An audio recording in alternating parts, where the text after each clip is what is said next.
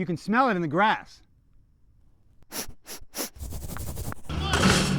Well, at least the practice fields where there is grass. This is the best time of year for sports fans.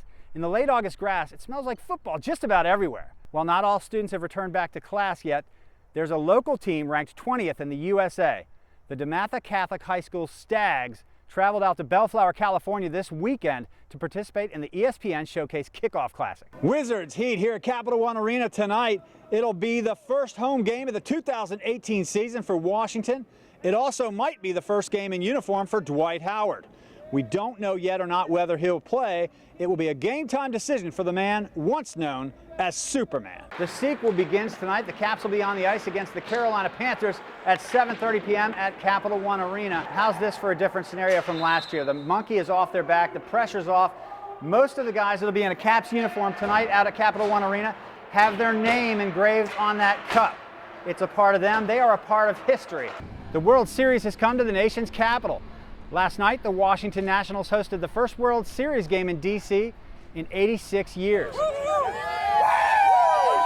Well, just 2.5 miles away from Nats Park is a private school that sits on North Capitol Street, just a stone's throw away from the U.S. Capitol building. Let's go, Virginia! UVA survived, but 16th seeded Gardner-Webb gave them all they could handle. Quite a scare. The running Bulldogs led the Cavs by as many as 14 and never trailed in the first half. As I mentioned, there's a little bit of a shakeup at the top, but let's start out talking about football.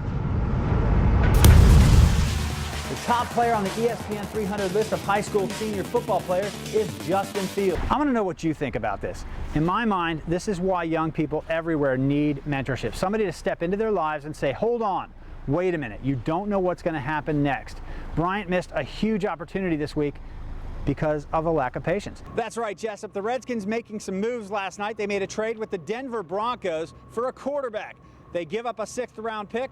They will get a 7th rounder as well as 31-year-old Case Keenum. Case joins a long list of Redskins.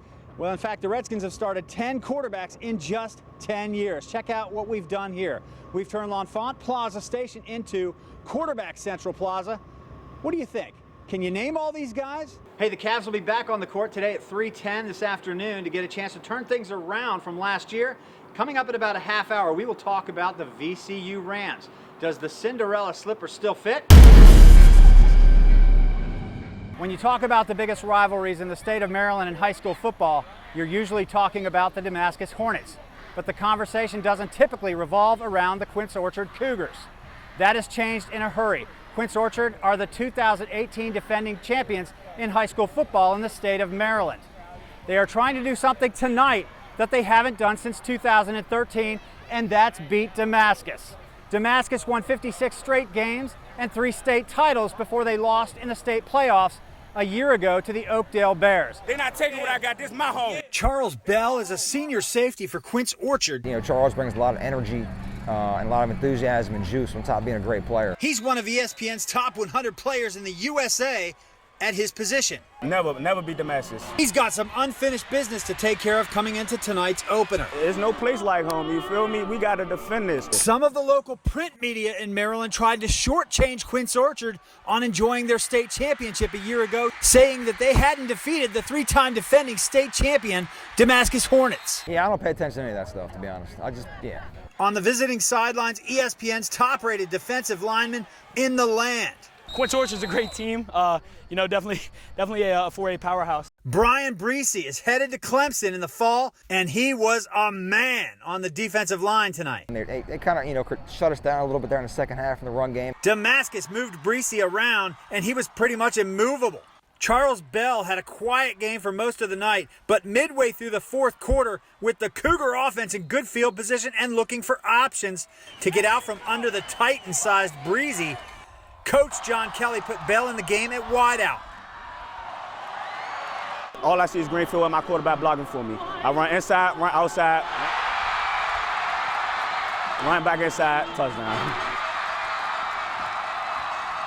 There were a lot of penalties in this game. This one reversed what could have been the game-winning touchdown.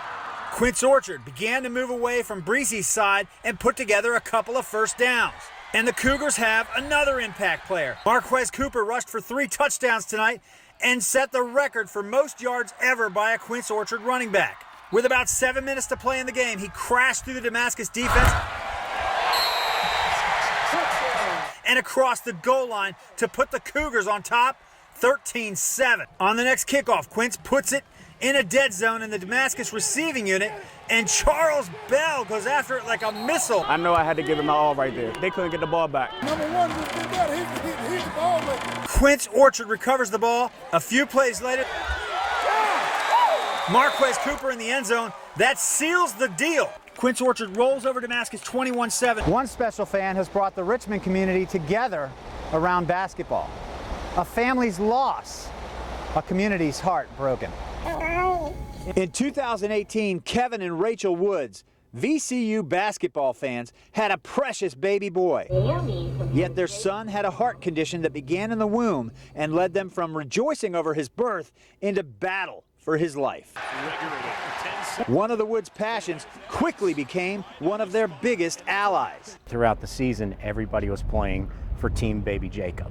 And it's just been something that's really galvanized the fans together. The VCU men's basketball team rallied around the couple and raised $22,000 for the Woods family's medical bills. Making sure that, the family was, they understood the appreciation that they have. Send a video to Daddy. Baby Jacob lost his battle to congenital heart failure just a month ago.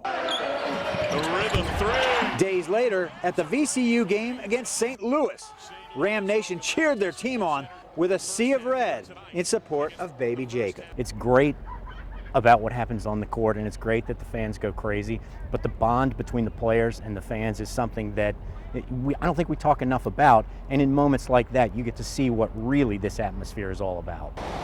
A tragedy showcasing the unity of this community. We also saw that back in 2011 when VCU made their improbable run to the Final Four. Well, their fans are here in Columbia in droves to see the Rams take on 7'6" Taco Fall and UCF here at Colonial Life Arena tomorrow night.